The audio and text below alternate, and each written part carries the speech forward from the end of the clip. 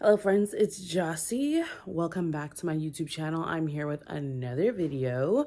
I have a book review slash book discussion. I think I'm going to review it in the beginning and then I want to say some things about it at the end, but I'll give you a clear demarcation of when the spoilers are coming. The book I want to talk about is One of Us is Dead by Geneva Rose.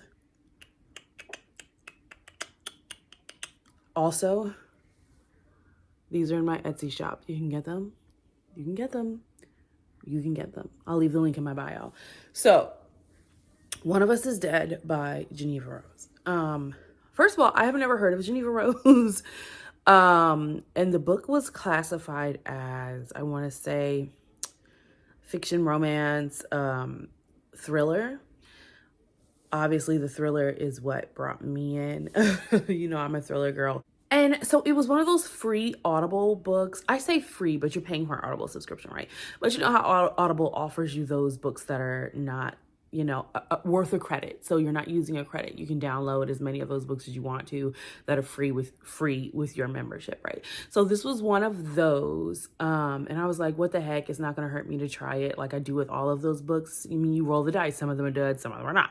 This one was, well, first of all, I was living my rich auntie fantasy because it's about these women who live in Buckhead, and they're like rich, honey, like rich, like the real rich, and they're like living off their husbands, and they're like living my dream life. Don't judge me. They're like living my dream life of they're at home all day. They're going to the salon. They're going to do this. They're planning galas. They're doing that. They're sipping wine, and only one of them has a job.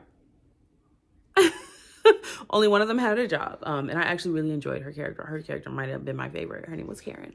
Only one of them had a job. She was a real estate agent with this really successful company. But they're like living my rich auntie fantasies, okay? They're just like not working, living off some man rich, right? But it's also like with that, it's messy, right? So at first I was like, I don't know if this is a book for me. Because it was like catty, messy girl stuff. Like, oh, we don't like this one because she just got a divorce and that, that's not a good look for us. And we need to kick her out of our club and steal her job. Like, it was a lot of catty stuff like that.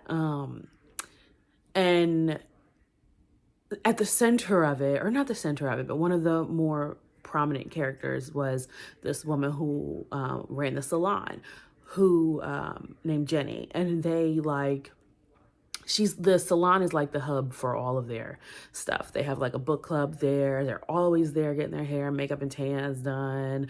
One of the workers and one of the rich ladies starts, our whole relationship, honey. So at first I was like, I don't know if this is my vibe, where's the thriller? But clearly one of them dies. And eventually in the book, they start like that, here we are now, and here's what's happening in the past. And they go back and forth between the present and the past, where someone is clearly dead, and then in the past, you're getting the lead up to how they die. I will say one thing about this book. I will say that I really enjoyed the fact that there was a different voice for each lady. I want to say they went back and forth between maybe five different ladies: Jenny, Olivia, Karen, Shannon, and Crystal. And each woman had a different voice. And you got to hear from like a different voice actor. And I love that. I think that's a great touch for an Audible. I listen to it on Audible. Yeah, I really enjoy that aspect of it. But eventually one of them does die, right? And you're getting the lead up to the death. And without ruining it for you, one of these ladies is just way more problematic than the others, but you still don't really know who's going to die. Like, it could have been the woman who was, getting the divorce from her husband and embarrassing all of them. It could have been the new wife. It could have been, the woman who's having a lesbian affair. It could have been the salon owner, right? Like, you really don't know until like the very, very end of the book. And something happened in this book that I feel like happens to a lot of thriller murder mysteries. You get the juice at the very, very end. Like, there's a lot of character development and slow draggingness and lots of drama, like catty drama. So that's not your thing. This is not your thing.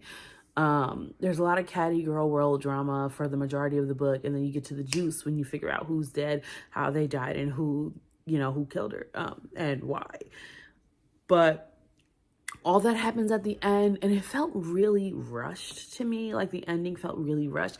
It was like you put so much detail into, learning about Karen's real estate business and her son, and, Olivia's, sexual preferences in the bedroom. Spoiler, it's like BDSM. And you learn so much about these ladies, but then you get to the actual killing and plot and twist, and it just felt like rushed. So I didn't like that, but I did like that not only was the ending a twist when they reveal who dies, but then there's a twist after the twist. And I was like, oh, but that's the part I feel like they rushed. But that honestly is what saves the book, because you're like, oh, okay, yeah, we got to do the catty stuff in Girl World, and now we're getting, a twist, which is great. And then boom, another twist, which is really, really, really, really good. Some other themes from the book were, so like the salon owner, like, lived in the salon. It was her baby. That was her business, right? Like most business owners are.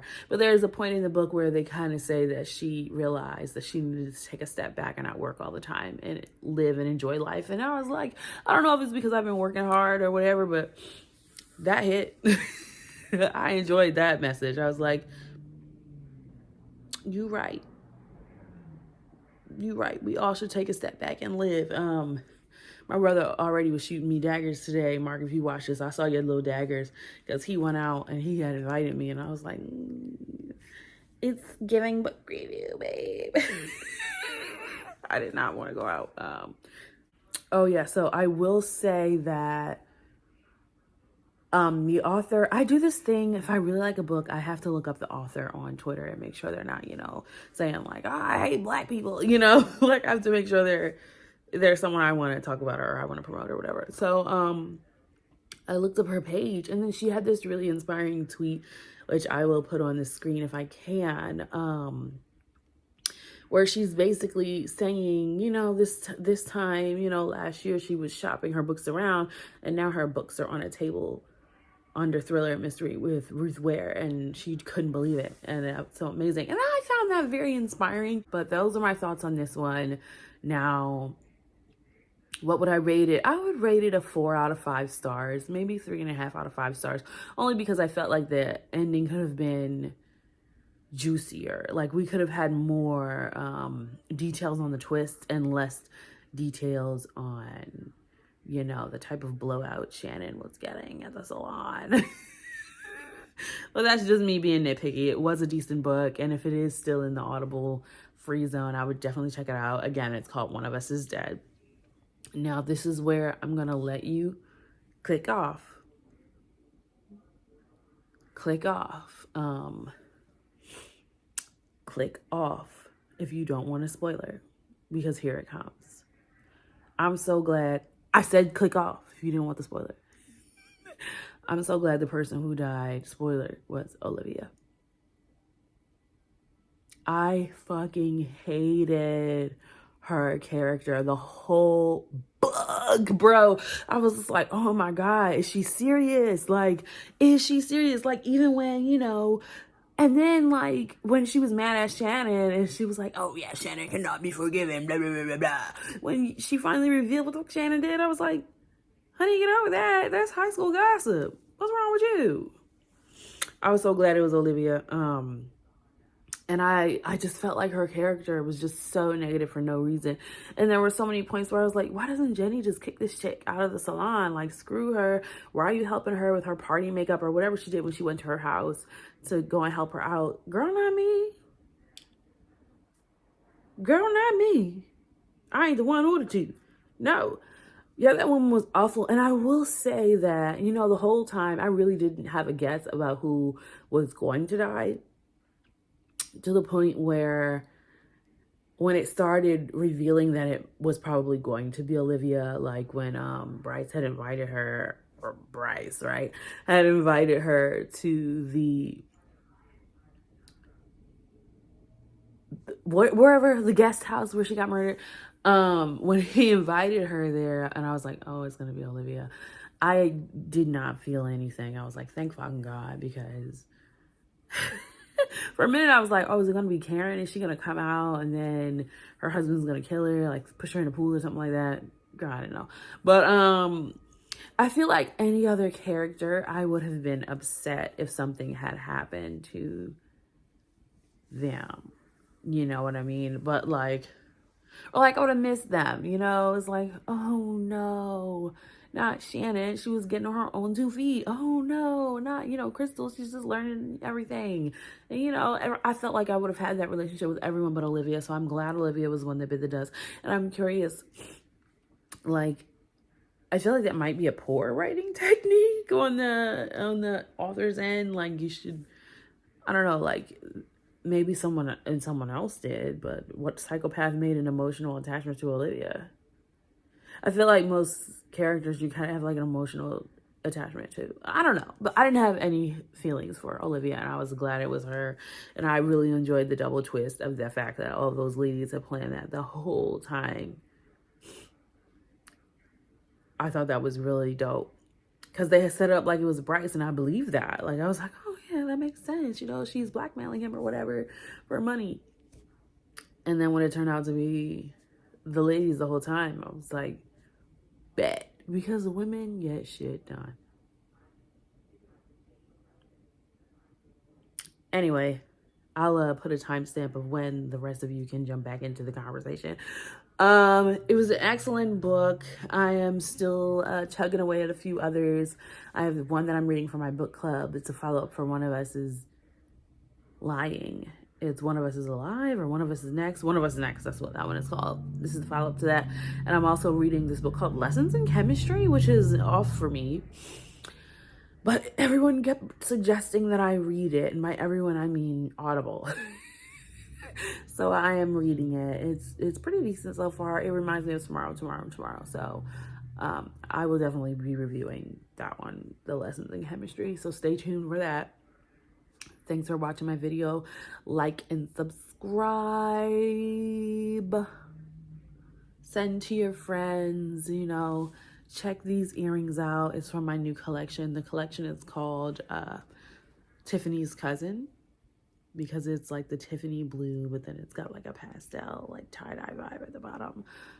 There's some other pieces in the collection too. I've got some post earrings in the collection, and then the oval one that I'm known for. So check those out. If I sound weird, it's because allergies have finally found me post-COVID. This is the first time I've had allergies since the pandemic hit, because I've been wearing a mask, so. But, you know, it's not gonna stop me, girl. Like and subscribe. Thanks. Bye.